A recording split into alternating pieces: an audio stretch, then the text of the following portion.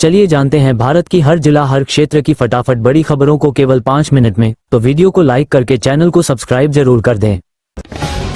अयोध्या में रामलला की प्राण प्रतिष्ठा के 673 दिनों बाद पीएम मोदी और आरएसएस प्रमुख मोहन भागवत ने राम मंदिर के शिखर पर ध्वजारोहण किया। सुबह 11:50 बजे अभिजीत मुहूर्त में बटन दबाते ही 2 किलो की केसरिया ध्वजा 161 फीट ऊंचे शिखर पर फहरने लगी। इसके साथ ही राम मंदिर संपूर्ण हो गया। इस दौरान पीएम मोदी भाव विभोर हो गए, धर्मध्वजा को हाथ जोड़कर प्रणाम किया।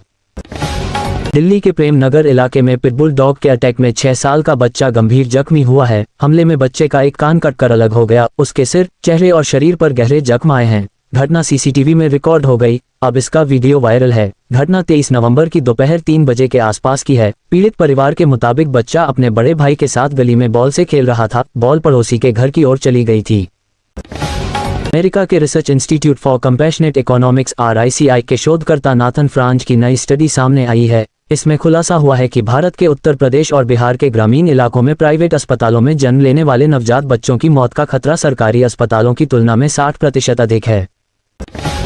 आतंकी मॉड्यूल से जुड़ी डॉक्टर शाहीन सईद अल फलाह यूनिवर्सिटी में भी अहम रोल में थी। वो यूनिवर्सिटी की करिकुलम कमेटी में नंबर 3 की पोजीशन पर थी। इस कमेटी के जिम्मे मेडिकल छात्रों की पढ़ाई से जुड़े नियम व तौर तरीकों का निर्धारण करना, सिलेबस में सुधार या बदलाव का प्रस्ताव देना, MBBS स्टूडेंट्स की प्रैक्टिकल व क्लिनिकल ट्रेनिंग के मानक तय करना शामिल है।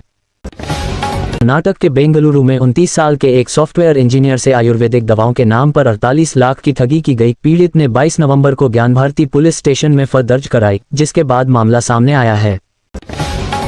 भारत के नए मुख्य न्यायाधीश CJI जस्टिस सूर्यकांत ने सोमवार को कार्यभार संभालते ही सुप्रीम कोर्ट की प्रक्रिया में बड़ा बदलाव किया। उन्होंने मामलों की एजेंट लिस्टिंग के लिए ओरल मौखिक मेंशनिंग बंद की है।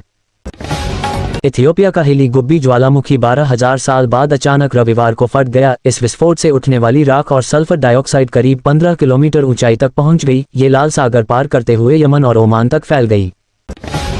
उत्तराखंड के चमोली में स्थित बद्रीनाथ धाम के कपाट बंद करने की प्रक्रिया शुरू हो गई है। आज सुबह 10 बजे के आसपास परिसर में सेना ने पारंपरिक धुन बजाई। आज 205 दिन बाद शीतकाल के लिए दोपहर 2:56 पर कपाट बंद कर दिए जाएंगे। इसी के साथ ही 4 धाम यात्रा का भी समापन हो जाएगा।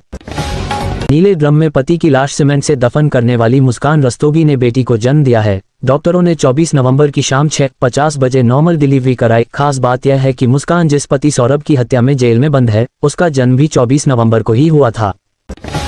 देश के पहाड़ी राज्यों में बर्फबारी और सर्द हवाओं से मैदानी राज्यों में ठिठुरन बढ़ने लगी है। राजस्थान में सोमवार को कोटा, उदयपुर समेत कई जिलों में दिन के तापमान में 2 डिग्री सेल्सियस तक गिरावट हुई। 10 शहरों में न्यूनतम तापमान 10 डिग्री से कम रहा। फतेहपुर में सबसे कम 5-8 डिग्री तापमान दर्ज हुआ। मध्य प्रदेश में भी सर्द हवाओं ने ठिठुरन बढ़ा दी है।